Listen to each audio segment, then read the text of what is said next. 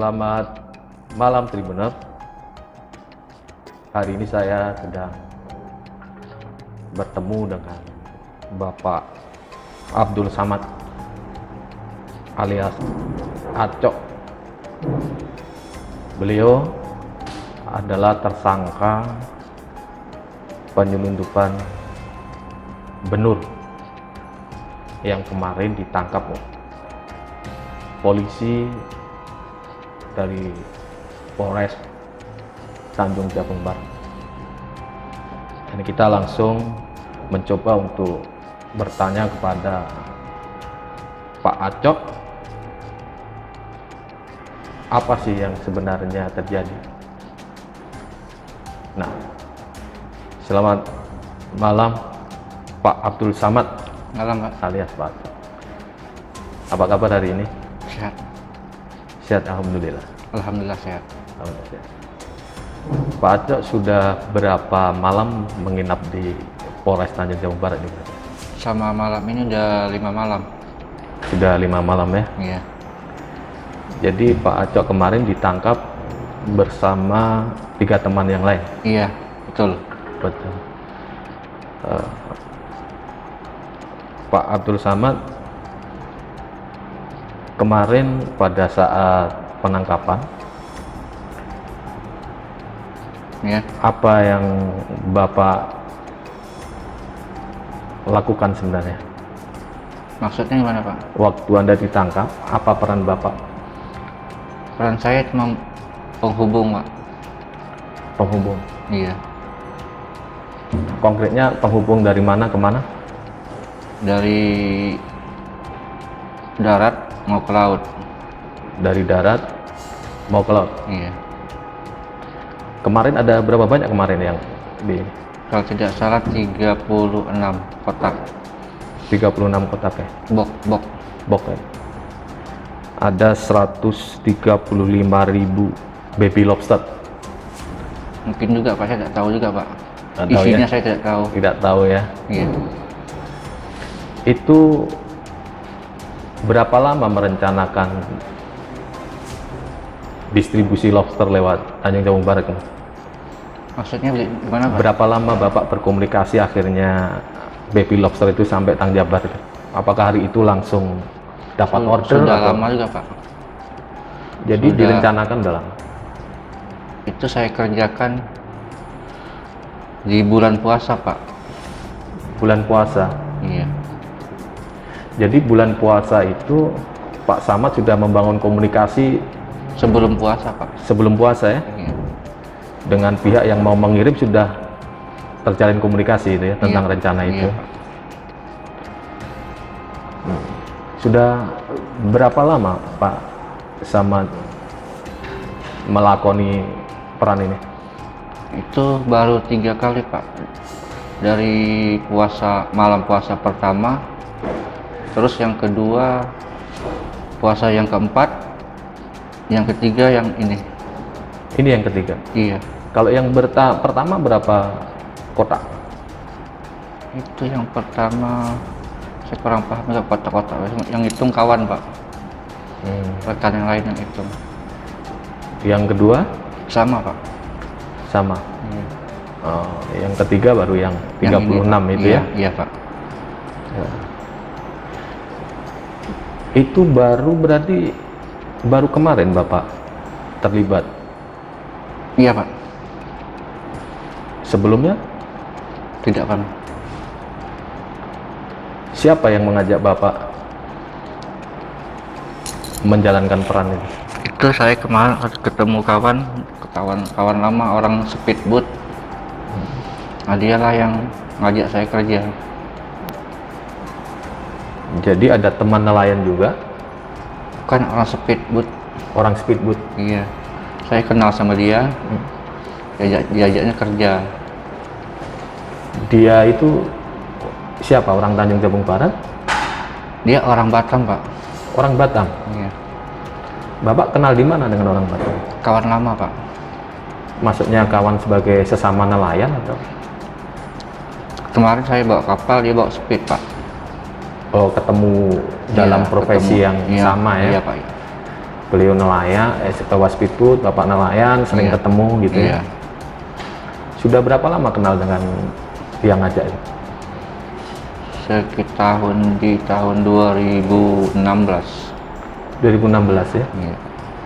Bagaimana cara menawari itu kegiatan yang dilarang nih? Dia dapat job, terus dia kasih ke saya untuk mengangkut barang itu antar ke laut. Terus apa yang dijanjikan? Dijanjikan upah, Pak. Upah Iya. berapa? Satu kali angkut itu 15 juta, Pak. 15 juta. Satu kali angkut. Dari mana ke mana? Dari perairan sungai bawa ke laut. Dari perairan bawa ke laut. Iya. Oper barangnya ada di mana? Di laut, Pak. Di tengah laut. Iya. Itu oper barangnya memakai transportasi apa? Pompong. Pompong. Iya. Jadi dari Tanjung Jabung dibawa ketemu di tengah laut, Di tengah laut kemudian dioper ke speedboat. ke speedboat. Iya. Kemudian dari speedboat ini dibawa kemana? Kalau dari speedboat saya tidak tahu bawa kemana lagi, Pak, dia. Mungkin juga ke Batam. Kemungkinan ke Batam. Kalau tujuan asli saya tidak tahu, Pak. Tidak tahu detailnya. Iya. Bapak menerima uang 15 juta itu pada saat di tengah laut atau sebelumnya udah dapat? Nanti setelah selesai kerja, Pak. Setelah selesai kerja itu Iya. berarti setelah barang berhasil Dioper, di dipindahkan. tengah laut. Iya. Nanti itu sekitar 1 hari atau 2 hari baru dikirim dia. Cash atau transfer? Transfer, Pak, biasanya. Transfer. 15 juta itu untuk Pak Samad sendiri atau dibagi sama teman? Dibagi, Pak. Dibagi rata. Dibagi rata. Iya. Di luar pengeluaran. Nanti hitung pengeluaran dulu, baru sisanya dibagi rata. Pak Samad berapa orang timnya? Saya ada 4 orang tim, Pak. 4 orang. Jadi 15 juta dibagi 4 orang. Tidak sampai 15 juta, Pak. Pengeluaran beli minyak, biaya itu taruhlah sekitar sisa 14 juta atau 13 juta, sisanya dibagi. Dibagi rata ya, Iya. setelah dipotong operasional bensin Iya, dan lain sebagainya. Berapa jam itu biasanya? Dari transaksi itu selesai sampai dipindah ke speedboat? Itu kurang lebih 1,5 jam atau 2 jam. Teman yang 3 kali Bapak melakukan penyelundupan ini, itu dengan orang yang sama yang ngajak? Iya, Pak. Oh. Dia orang mana? Semuanya orang asli Tungkal, Pak. Semuanya orang asli Tungkal. Iya. Tapi Cuman 1 orang kelahiran Riau. Kelahiran Riau cuma besar itu kerja di Tungkal. sehari-hari mereka juga tinggal di Tungkal. Iya, Pak. Mereka inilah yang membawa dari tengah laut ke Batam itu. Oh, itu bukan, Pak. Oh, itu yang Itu teman orang speedboat. Kalau teman saya cuma 4 orang, Pak. 4 orang yang sama Tungkal ya. Iya. Kalau dari speedboat itu dia orang mana? Orang Batam. Orang Batam, Pak. Asli Batam. Tinggal di sana. Kemungkinan iya, karena saya tidak begitu kenal betul sama orang itu. Siapa namanya? Itu kalau tak salah kalau di telepon itu namanya si Jeb. Si Jack. Iya. Namanya nama asing ya? Panggilan atau apa itu? Jack. Saya kurang tahu, Pak. Ya tahunya itu aja namanya. Jack gitu aja. Iya. Oh. Sepantaran sama Pak umur. Agak-agak muda dikit lah. Agak muda dikit ya. Oke. Pak Samad. Pak Samad sebelumnya profesinya apa? Sebelumnya serabutan, Pak, kadang nelayan. Nelayan ya Kerja seharian. lain, iya. Bawa kawan kerja di kapal, kerja ke kapal. Hmm. Kalau dari pernyataan Bapak tadi, Bapak sebelum puasa, Iya. Sebelum puasa, Pak. sebelum puasa untuk yang ketiga ini ya. Iya. Kalau yang pertama Mau- tahun kapan tuh? Yang Bulan puasa, Pak. Oh, jadi sepanjang 2 bulan terakhir ini sudah 3 kali ya? Iya. Oh. Itu hanya Bapak lakukan di perairan Tanjung Jabung Barat aja atau dilewat di lain? Di Tanjung Barat aja Pak. Tanjung Jabung Timur? Tidak Pak. Tidak. Jadi Bapak operator khusus dari Tanjab Barat. Iya Pak. Jadi bisa dibilang Bapak ini memiliki peran sentral ya di kelompok Tanjabar ini untuk Tidak juga, tidak Pak. tidak. Tidak. Ada orang katakanlah koordinator Bapak di sini? Tidak ada Pak. Tidak ada. Kami melakukan cuma berempat aja Pak. Berempat aja. Tidak ada orang lain lagi. Ini sifatnya rahasia berempat ini atau memang sudah lazim dilakukan? Maksudnya gimana Pak? Apakah penyelundupan benur ini sudah menjadi kebiasaan atau memang baru Bapak aja? Baru kami lakukan Pak.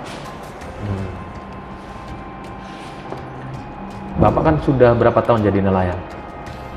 Udah lama juga Pak. Dari kecil? Udah lah, udah punya keluarga. Ya, sudah keluarga ya. Iya. Terus Bapak kan tahu waktu itu kan sempat benur dibebaskan. Iya. Kemudian zaman Menteri Bu Susi dulu dilarang. Kemudian dibuka lagi oleh Menteri Edi, sekarang ditutup lagi. Bapak ngikuti perkembangan itu nggak? Enggak tahu Pak. Saya tidak paham masalah berita-berita itu Pak. Jadi tahunya ada order jalankan gitu. Ada order jalankan. Sepengetahuan Bapak, rute penyelundupan benur di Tanjabar itu seperti apa sebenarnya? Urut-urutannya? Urut-urutannya, saya dapat telepon, disuruh kerja, malam ini ada benur masuk, jadi saya siapkan pompong untuk mengangkut. Itu barang katanya dari Jambi, jadi diantar ke Kuala Tungkal. Ini dari mobil, itu kami tunggu di bawah, nyambut di bawah aja Pak. Setelah selesai kerja, baru kami bawa ke laut. Jadi pengangkut benur dari Jambi? Iya Pak. Dari Jambi. Bapak saling mengenal dengan? Tidak saling mengenal Pak. Cara komunikasinya gimana kalau tidak saling mengenal? Cuma melalui handphone Pak. Melalui handphone? Iya. Oh. Jadi koordinasi lewat telepon, tidak saling mengenal? Tidak saling mengenal. Jadi janjian ketemu di titik Tempat ya tertentu? di titik tersebut. Siapa yang menentukan titik? Itu teman saya Pak. Yang ditangkap juga? Iya. Jadi secara spesifik peran Bapak itu gimana? Di bawah, di pompong. Di pompong? Iya. Ini kan ada 4 orang. Iya. Siapa yang ketua kelasnya siapa ya? Kami tidak ada ketua kelas Pak di situ. Kami kerja kelompok. Kerja kelompok? Iya. Oh. Oke, jadi kerja kelompok, bagi-bagi tugas, setelah selesai bagi rata? Iya Pak. Iya. Bapak tahu nggak kalau benur ini tidak boleh sembarangan juga ekspor gitu? Transaksinya kayak gitu, tahu nggak ya? Tahu Pak. Apa yang memotivasi Bapak kalau tahu tetap aja? Karena motivasi saya sekarang, Lebaran udah dekat, kerjaan tidak ada lagi. Jadi uang, ekonomi, Pasalnya ekonomi. masalah ekonomi. Masalah itu kemudian mendorong Bapak untuk mau menerima Memberanikan tawaran. diri. Padahal Bapak tahu itu, tahu risikonya. Tahu resikonya. tahu risikonya, Bapak jalani. Kalau berdasarkan pengalaman 3 kali itu kan, ini yang pertama ditangkap, berarti 3 kali. Iya, ini yang pertama kali. Yang kali ketiga apes. Yang ketiga apes. Kalau dulu bisa lolos bagaimana ceritanya? Yang main sembunyi-sembunyi aja Pak. Gimana caranya sembunyi? Gimana spesifiknya? Ya, kalau orang sepi kita kerjakan.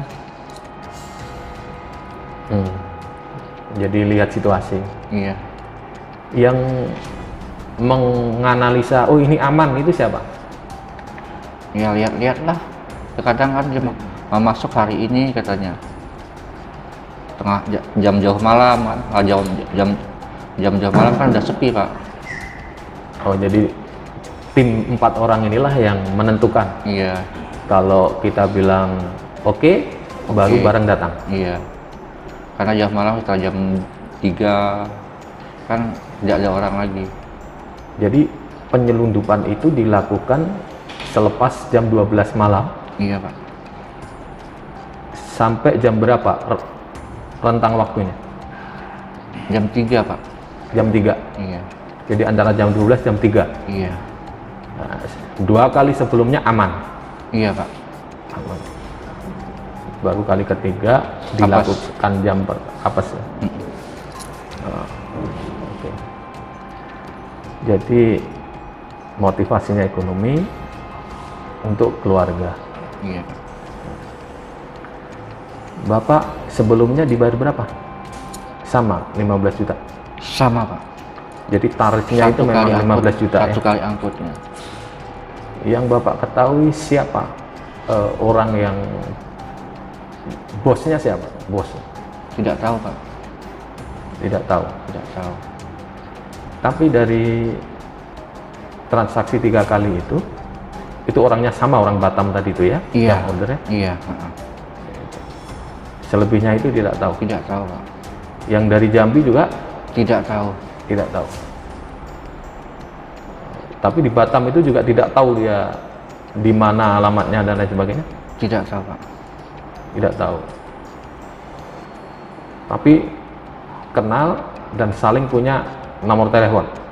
Iya. Oke. Sekarang Bapak ada di Polres Tanjung Jabung Barat. Apa yang bisa Bapak ceritakan terkait dengan Benur? Nah, itu sama pihak kepolisian kan sudah di BAP ya? Iya Pak. Ada di BAP. Yang paling prinsip dari bisnis ini, benur ekspor benur ilegal ini, Iya Pak. ini yang Bapak ketahui paling detail itu di apa bisnis ini yang paling detail, yang paling Bapak kuasai? Apakah hanya sekedar transportasinya aja? Saya cuma sekedar transportasi aja Pak. Bukan penampung? Tidak Pak. Tidak ada. Itu Cuma di sekedar mengantar aja. mengantar aja. Di Tanjung Jabung Barat ada penampungnya nggak? Masalah itu saya tidak tahu Pak. Tidak tahu. Tidak tahu. Saya dengar Bapak ini sudah cukup senior di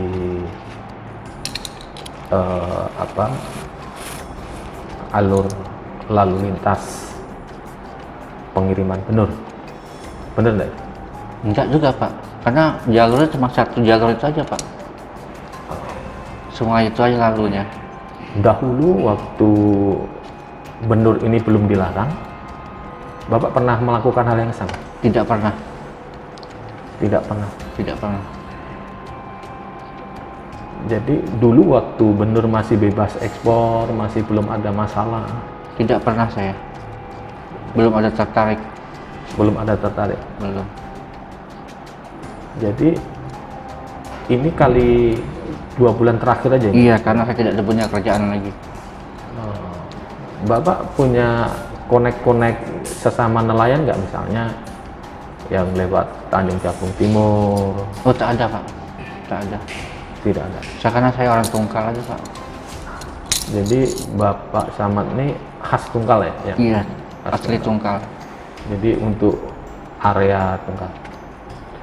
Bapak dikasih 15 juta itu Iya. selama 3 kali, berarti sudah berapa itu berarti? Bagi rata kalikan 3 berarti ya? Iya. Satu orang berapa rata-rata tuh? Salah satu orang. Ya, satu kali angkut itu taruhlah 13 juta. 13 juta dibagi 4, berarti sekitar 3,5 juta. 3,5 juta ya? 3,5 juta kali 2 kali. 2 kali, berarti 7 juta ya, baru nerima 7 juta. Selebihnya belum pernah. Belum pernah. Jadi Bapak selama ini merasa kesulitan ekonomi Betul Pak. sejak COVID-19 atau Iya, sejak COVID ini Pak. sejak COVID-19? Iya. Jadi karena kendala ekonomi. Kalau sepengetahuan Bapak, di Tanjung Jabung Barat itu kelompok lain selain Bapak ada nggak? Masalah itu saya tidak tahu Pak. Tidak tahu. Tidak tahu. Tidak tahu. Tidak tahu lagi. Jadi Bapak itu hanya berhenti di situ aja lah pengetahuannya ya? Iya Pak. Atau memang disuruh begitu aja, nggak boleh tahu yang lain atau gimana? Maksudnya gimana Pak? Atau memang tidak boleh diancam atau gimana? Memang betul-betul tidak tahu. Tidak tahu. Iya. Jadi nggak ada ancaman-ancamannya? Tidak ada Pak. Terus kemarin pada saat ditangkap itu, Bapak nggak sadar kalau diikuti polisi? Tidak sadar Pak. Tidak sadar sama sekali. Kabarnya di tengah laut sempat terjadi ketegangan ya kemarin pada saat penangkapan, enggak? Waktu penangkapan saya. Pada saat penangkapan di penyergapan? Tidak juga Pak. Kami tidak melawan. Tidak melawan? Tidak. Itu cara koordinasinya gimana? Itu kan ada yang kabur tuh, yang speedboat ya, lepas ya? Yang kabur itu saya tidak tahu pasti Pak, sebab itu sudah saya arahkan, tapi mungkin dia curiga Pak. Jadi tidak jadi merapat. Oleh tim Bapak laporan lah, laporan ke tim speedboat. Saya laporan ke speedboat ya. Laporannya gimana? Supaya mengambil barang ini. Karena mesin saya rusak, tidak bisa kejar ke laut. Oh gitu. Iya. Rusak, nggak bisa ke tengah laut. Iya. Informasikan itu. Iya. Tapi memang rusak. Tidak. Itu sudah disergap sama polisi. Iya. Dan berharap speedboat datang waktu itu. Mendekat ya. Tapi curiga dia. Tapi dia curiga kelihatannya. Oh, iyalah. Bapak tidak ngomong ini saya ketangkap polisi. Tidak. Tidak sama sekali. Jadi memang teman di speedboat ini curiga lalu dia kabur. Iya. Jadi ini menjadi pengalaman berharga bagi Bapak ini. Iya, betul. Sekarang Bapak berapa anaknya sekarang? Ada 4 Pak. 4 orang ya. Paling kecil umur 3 bulan. 3 bulan. Istri di rumah kerja apa? Ya kadang jual-jualan. Gimana? Jual-jualan. Jual-jualan. Nah, sekarang kalau Bapak di sini, siapa yang nanggung ekonominya? Ya istri di rumah lah. Sambil jual-jualan. Istri ya? Iya. Jadi Bapak nggak bisa apa-apa. nggak bisa apa-apa. Hal ini pernah Bapak bayangkan sebelumnya? Pernah juga. Resikonya saya tak pernah juga kalau saya terjadi begini ya begini. Cuman ya aku boleh buat. Syukur-syukur lolos, syukur.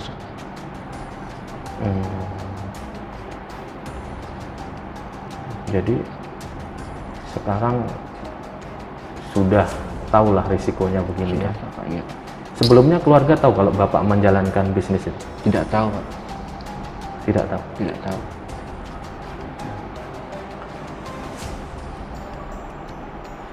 Bapak kalau saya pilih tahu itu di Tungkal ini keluar masuk benur itu yang lewat Tungkal itu sesering apa, Pak? Berapa kali dalam sebulan? Tidak tahu saya, Pak. Jadi tahunya kalau dapat order aja, Pak? Iya. Kasak kusuk dengan teman-teman nelayan? Maksudnya gimana, Pak?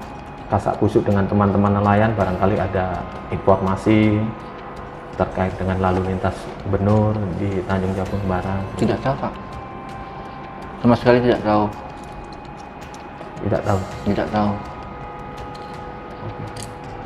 Jadi ini betul-betul Bapak berkolaborasi dengan tim berempat ini. Iya, Pak. Ada yang lolos, temen? Hmm? Lain ada yang lolos? Ada yang lolos dari empat itu? Tidak ada, Pak. Kami berempat. Berempat aja? Iya. Berempat ini nelayan semua? Atau? Ada yang kerja supir bangunan. Ada yang supir bangunan? Iya. Oh. Jadi kalau dapat order ikut lah ya? Ikut. Yang nelayan ada berapa orang? Saya sama teman saya. Dua orang ya? Iya. Dua orang nelayan, dua orang supir bangunan? Yang satu sopir, satu kerja bangunan. Yang satu supir, yang satu kerja bangunan? Iya. Oh. Oke. Apa yang sekarang untuk bisnis benur ini, apa yang menurut Bapak bisa disarikan dari pengalaman Bapak ini? Maksudnya itu gimana, Pak? Bapak punya pengalaman sekarang. Bapak mempunyai apa ya istilahnya? Introspeksi diri lah. Apa kira-kira ke depan Bapak bagaimana? Di rumah Kedepannya mungkin saya tidak kerjakan lagi. Udah pasti itu tidak dikerjakan lagi. Udah Tidak mau lagi. udah nggak mau lagi. Udah kapok. Udah kapok. Udah kapok. Bapak pernah diminta polisi untuk membantu pengungkapan ini? Pak pernah diminta untuk mengungkap kasus ini biar lebih terlihat jelas gitu polanya? Maksudnya itu gimana, Pak? Pola penyelundupan benurnya siapa dan lain sebagainya ini Bapak sama sekali nggak tahu? Tidak tahu, Pak. Nggak tahu. Tidak tahu. Di Jambi posnya di mana? Nah, itu tidak tahu, betul tidak tahu. Saya cuma komunikasi lewat telepon aja. Telepon aja. Mm-mm. Oh. Jadi ini ada kelompok yang dari Jambi, ada kelompok yang dari Batam. Iya. Kelompok yang berbeda. Berkelompok berbeda. Ini ada kelompok nelayan yang memfasilitasi transportasinya. Transportasi pengantaran. Jadi kalau penyelundupan ini mesti melibatkan nelayan ya biasanya ya? Tidak tahu juga, Pak. Tapi sering kalau Bapak tahunya Bapak berarti ya? Kalau terima order berangkat. Iya. Oke, saya rasa terima kasih Pak atas waktunya. Sama-sama, Pak. Ini sudah mengganggu istirahat. Tidak apa-apa. Mudah-mudahan Bapak selalu sehat. Amin. Terima kasih. Terima kasih Pak.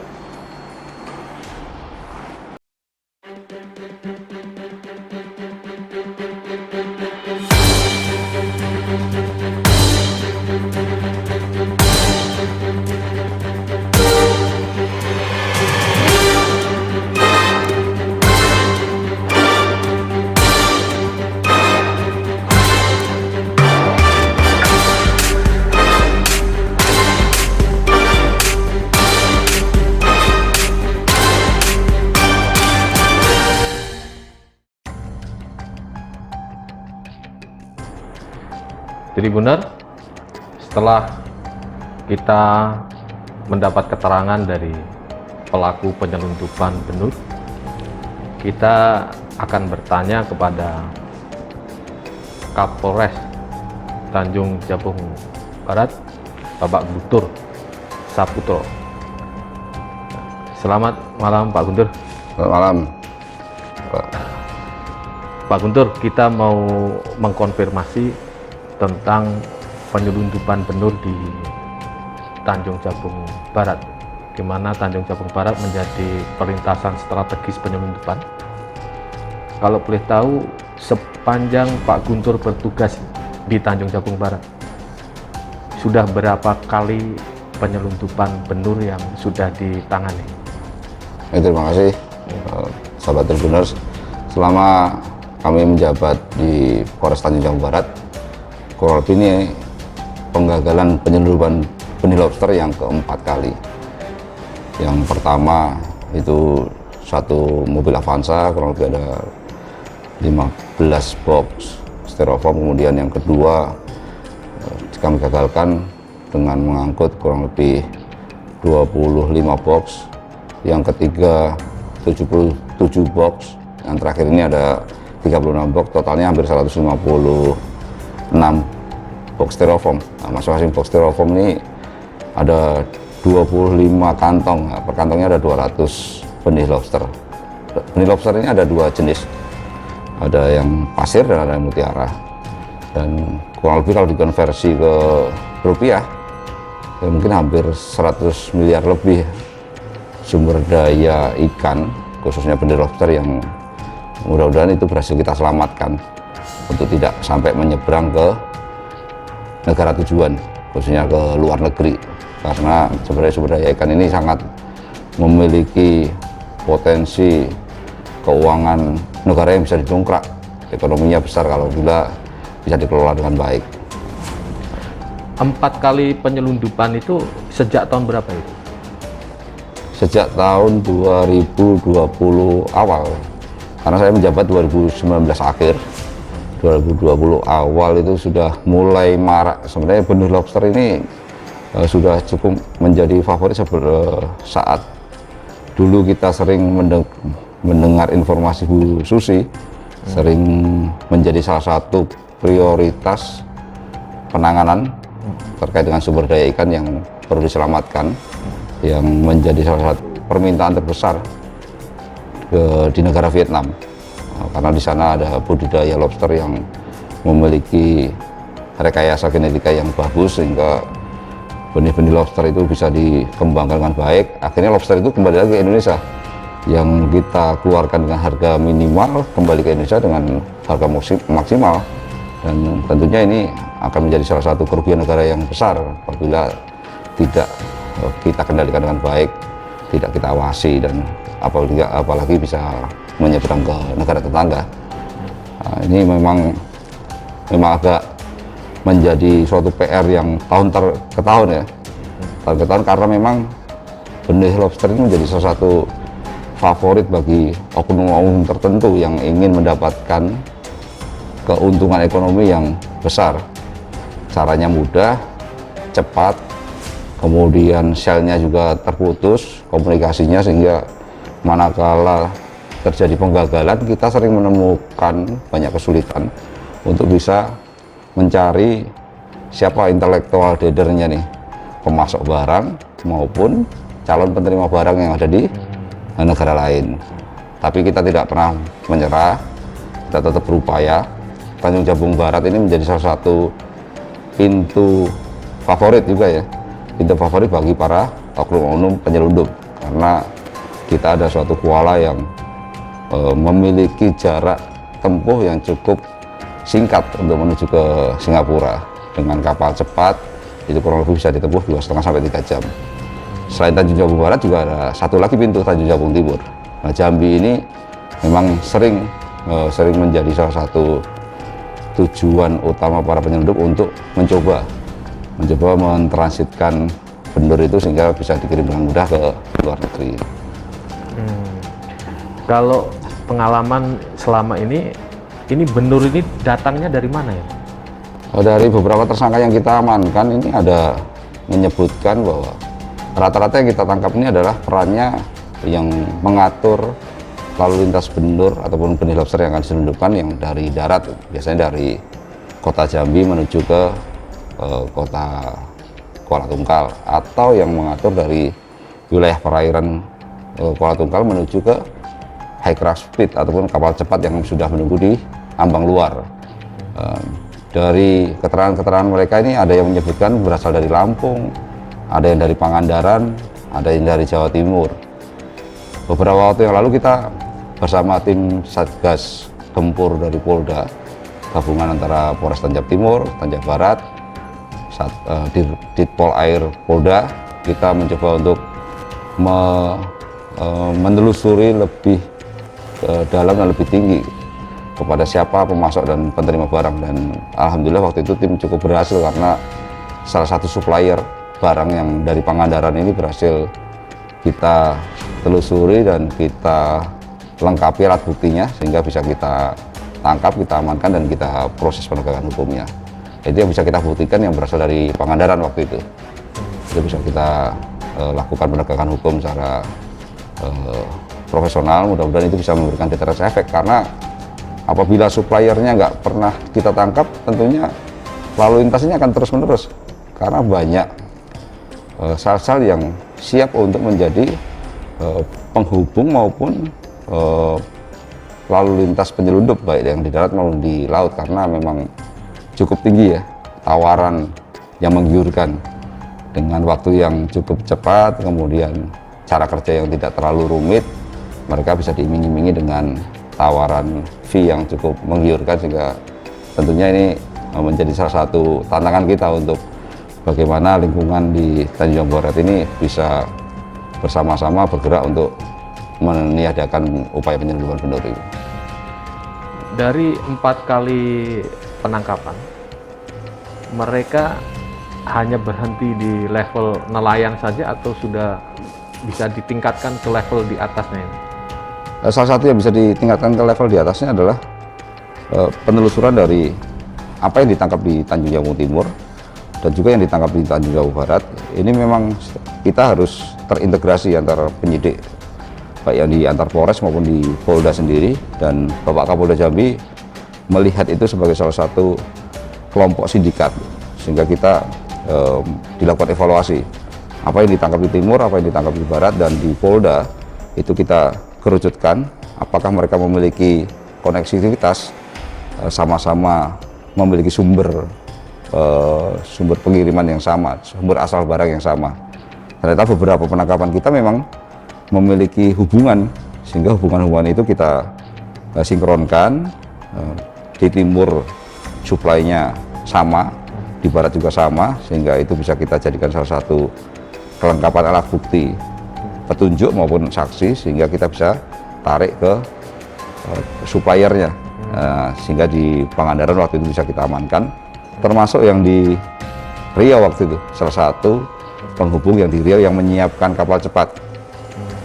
Karena kapal cepat yang disiapkan itu, manakala dia sudah menerima pengiriman benur yang dari sungai, saat dia sudah dipindahkan kapal cepat, mereka memiliki mesin yang cukup besar, kurang lebih ada 5 motor, dan itu cukup kencang ya.